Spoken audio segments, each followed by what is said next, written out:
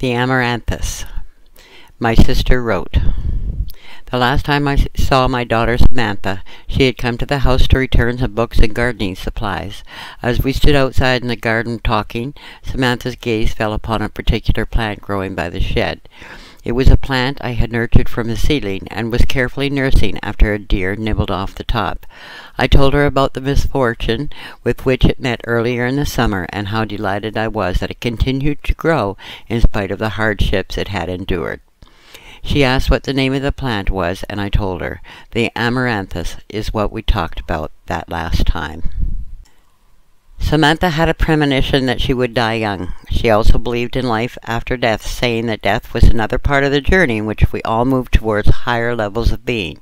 I did not believe in any of this, and certainly did not like it when my young daughter talked so morbidly and frequently of death and life after death. Longevity is a family trait, and I had no reason to share in Samantha's belief that she would die young. It did not seem possible. We had many telephone debates in the months just before she died, she insisting that the journey does not end with death, and me denying the possibility of life after death. Samantha laughed at my denial and said she would prove me wrong, promising that when she died she would return to give me a sign. That does not mean the end. We picked a code word, which she said she would communicate to me from the other side, but I did not take her seriously. Instead, I teased her and said that if Houdini could not do it, it was not likely that she could either. As promised, Samantha proved me wrong. In September 1996, my daughter was murdered. She had always had a premonition of an early death, but the actual event of her death was a circumstance she could not have predicted. No one could have predicted or even imagined the mindless brutality and violence that claimed my daughter's life. She was in the wrong place at the wrong time, stabbed to death by an intruder in the home of a friend she was visiting. She was only 24 years old. In the shock of the sudden loss and horror of the violence done to my child, I seized on the small comfort of Samantha's promise to send me a sign of proof of life after death, but the grief was so overwhelming I could not remember the code word upon which we had agreed. However, 3 days before the funeral, I was sitting at the kitchen table when I happened to glance out the window at the garden. Seeing it there in the happy sunshine was a painful reminder of my loss, and more painful yet was the memory of our last conversation in the garden.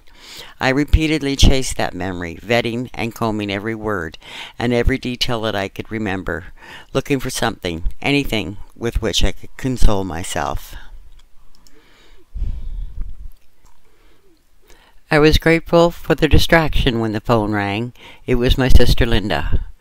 She was frantic and crying. "Look in the garden," she said. I had no idea what she meant. I was looking at the garden, and there was nothing as far as I could see. However, she pleaded, "Samantha left something for you. Go look." Clearly, Linda was upset, but we all were, and whatever she was trying to tell me was incomprehensible at the time. When I mentioned the phone call to her other sister Peggy, she said it would not hurt to take a closer look at the garden. Linda saw something in the tarot cards, and who knows, it might help me feel better, Peggy suggested. However, I doubted that.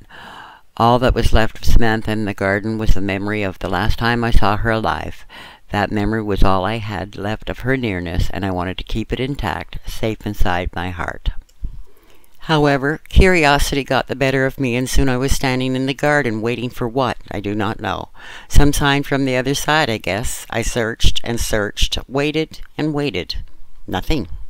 Then my eyes settled on the Amaranthus. My, how it had grown. The loss was inescapable. Then there it was. I saw it in the garden. An anagram. I hurried back inside and worked it out on paper to find out the letters of the word Amaranthus.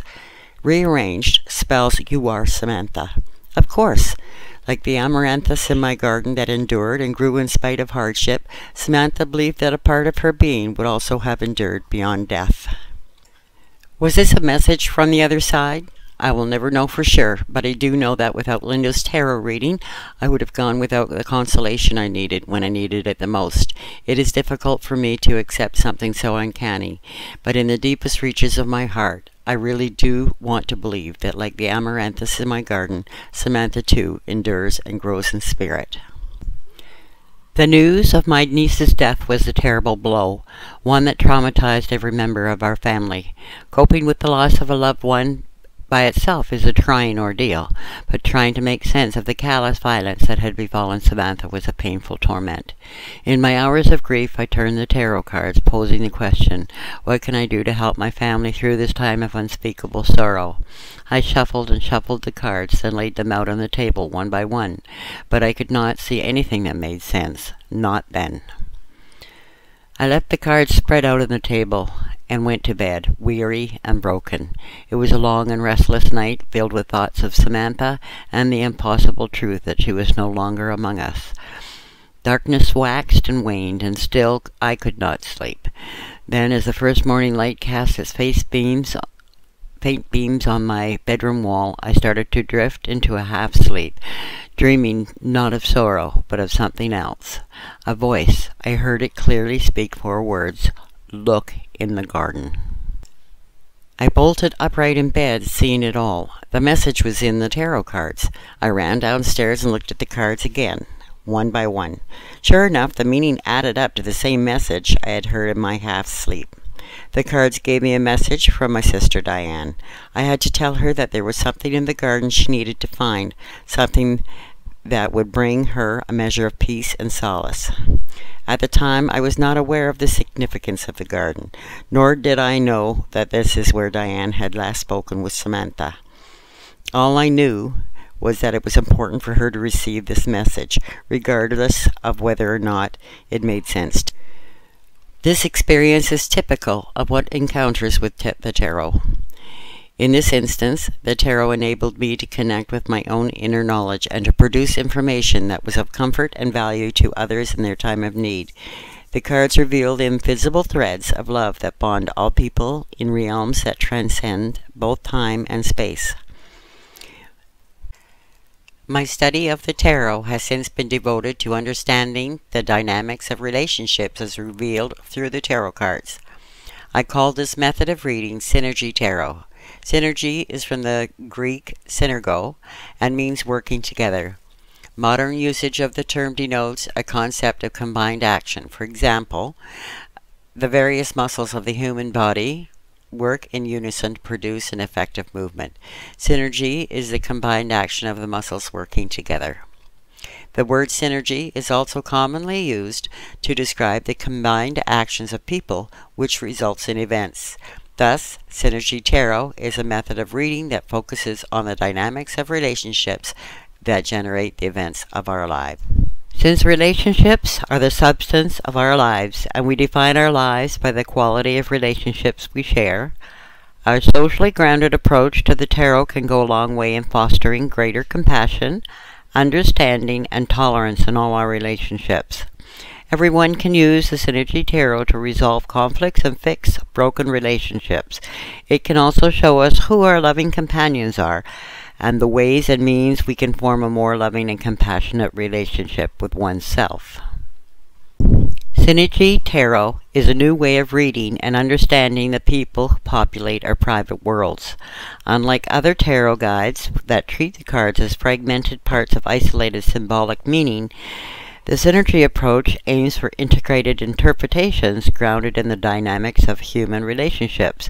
It is a practical method of reading that gets right to the heart of the kinds of questions people typically ask of the tarot. Questions concerning love, business, and significant life choices. The answer to these important questions are found through a better understanding of the people around us, how we interact with them, and how they affect our lives. Learning to read the tarot cards through interpretation of human dynamics is much easier than grappling with the abstract and arcane cipher of more traditional methods. This Synergy technique does not demand a long initiation in acquiring a body of lofty esoteric knowledge. All that is required is a sensitivity and appreciation for the value of human relationships. Anyone can learn quickly to turn out relevant, insightful readings. You will learn how to do Synergy readings, beginning with a general orientation to tarot cards, followed by instructions on how to shuffle and lay out 42 cards in a spread called the Gypsy Tarot spread. From there, we walk you through the various stages of building on a comprehensive synergy tarot reading. I will outline the particular patterns of cards to look for and teach you how to identify significant people configurations. Through active discussion and a series of practical exercises, you will learn a new art of tarot interpretation. The sprays of Amaranthus adorn Samantha's casket the day of her funeral. How suitable, for the Amaranthus is known as love lies bleeding.